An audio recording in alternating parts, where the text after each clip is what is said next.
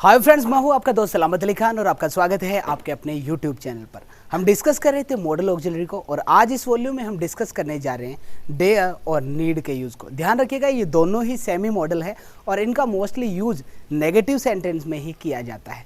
तो शुरू करते हैं सबसे पहले नीड का यूज़। नीड का यूज़ किया जाता है रिक्वायरमेंट के सेंस में, आवश्यकता के संदर्भ में। ध्यान रखिएगा, मोस्टली इसका यूज नॉट के साथ ही किया जाता है, लेकिन दो एडवर्ब ओनली और हार्डली के साथ बिना नॉट के भी इसका यूज किया जा सकता है। For example, you need only sign this letter and I shall post it. तो यहाँ पे हमने देखा ओनली दिया हुआ है तो हमें नॉट की आवश्यकता नहीं है, हम सीधा नीड का यूज कर सकते हैं। दूसरी इंपॉर्टेंट बात ध्यान रखिएगा, नीड का जब भी यूज एक ऑक्सिलरी के रूप में किया जाता है तब इसके साथ बेयर इन्फिनेटिव का यूज किया जाता है। जैसे यहाँ पे हमने देखा साइन बेयर इन्फिनेटिव है, लेकिन जब भी इसका मेन वर्ब के रूप में यूज किया जाएगा तो इसके बाद हमें फुल इन्फिनेटिव का यूज करना है। और ध्यान रखिएगा, अगर सिंगुलर सब्जेक्ट के साथ भी नीड का यूज एक हेल्पिंग वर्ब के रूप में हो तो इसके साथ एस नहीं लगाया जाता। जैसे हम ये नहीं कह सकते he needs not go there, हमें ये कहना चाहिए he need not go there. और यही अगर इसका मेन वर्ब के रूप में यूज होता तो हम कह सकते थे ही नीड टू गो देयर।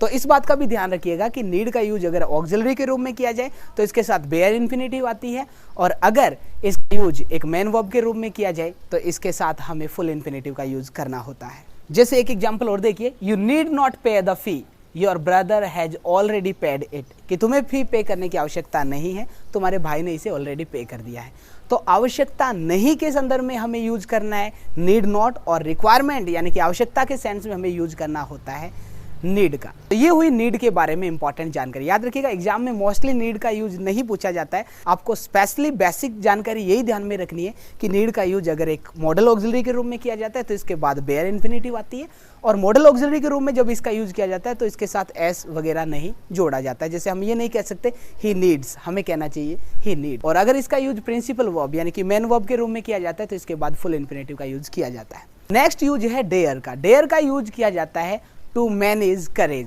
हिम्मत जुटाने के सेंस में इसका यूज किया जाता है। जैसे he dare not go there alone at night, वो वहां अकेले जाने की हिम्मत नहीं करता रात को।